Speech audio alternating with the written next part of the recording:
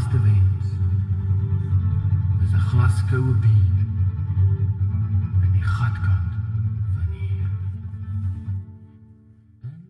Hier is hy nou. Ja. Jy sien daar waar hy sementblokke lê. Waarvan af so. Dit was nou jou ladies bar. Is dit die bar of die Dit was nou dit was de Arse bar daar waar hy sementblokke so lê. Maar jy sê was 'n lieflike bar geweest.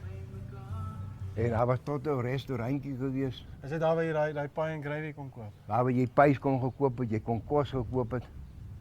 En dan die bar het nou die sekere tyd in die aand toegemaak, maar die hele dag was hy oop.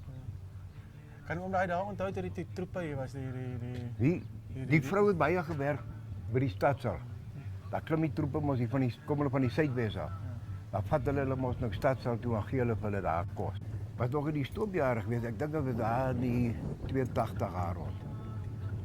Dan sit hulle hier oral troepe hier. Ja, nee, dit is die hele wêreld is vol hierso. So hier het jy ingestap. Jy het ingestap by die dubbeldeure uit die bar counter hier gewees, Hierdie was nou tafeltjies en hier is tafeltjies en hier was ook tafeltjies. Ja. En dan het ek nog 'n deur hier ingegaan na die kombuisie toe. En die toonbank hier gewees. Die toonbank het die mooi gesit. Toonbank. Mooi hout, sterk hout. En had jy nou die agterkant, die bordels hier agterkant so 'n plankstallasie gehad. En dan had jy nog die dakvens gehad, alles. Hierso? Ja, die dakvens het gehardloop met 'n mooi ligte binne in die bar en goed. Kan jy van die mense onthou wat in die kroeg gewerk het? Nee, ek weet hoe tannie Betty Storrat het die gewerk. En dan die ander ou oom wat die bestuurder was. Maar hy is jare terug al dood. Wie was hy geweest? Ek kan nie onthou wat hy van gewees het. Maar hy was besig. Ja, hierdie bar is besig geweest.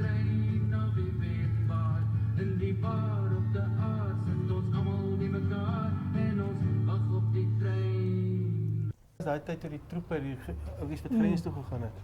Dan het nogal daarmee te doen gehad hoor.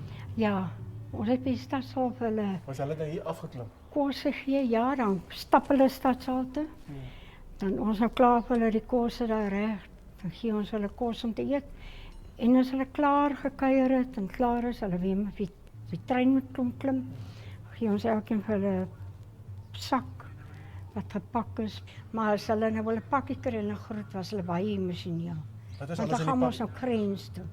Wat was alles in die pakkie?